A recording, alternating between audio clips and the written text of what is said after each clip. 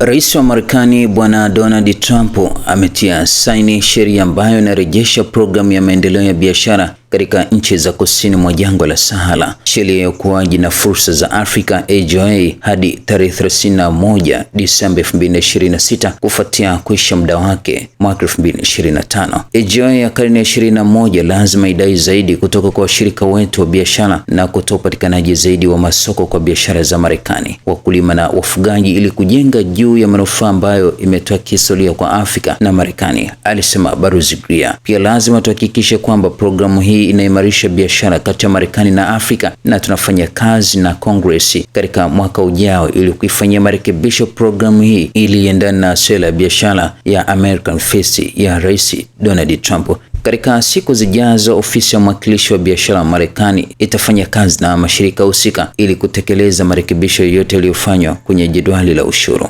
AGOA inawapa nchi zinazostahili za kusini mwa jangwa la Sahara upatikanaji bila ushuru wa soko la Marekani kwa bidhaa zaidi ya 1800 pamoja na bidhaa zaidi ya 5000 zinazostahili upatikanaji bila ushuru chini ya programu ya JCP. Ili kukidhi mahitaji na vigezo vya AGOA, nchi lazima zianzishe au ziendelee kufanya maendeleo mara kwa mara kuelekea kuanzisha uchumi unaotegemea soko, utawala wa sheria, upana wa kisiasa, haki za binadamu. Zaidi ya hayo, nchi lazima ziondoe vizuizi kwa biashara na uwekezaji kwa Marekani, ziweke sera za kupunguza umaskini, zipambane na ufisadi na kulinda haki za binadamu. Tanzania ni moja ya nchi zinazostahili AGOA kwa sasa, hivyo wafanya biashara wa nguo, kahawa, korosho, mazao, kilimo na kadhalika wanaweza kuendelea kufaidika na upatikanaji wa programu hii ya bila ushuru hadi mwishoni mwa mwaka 2026.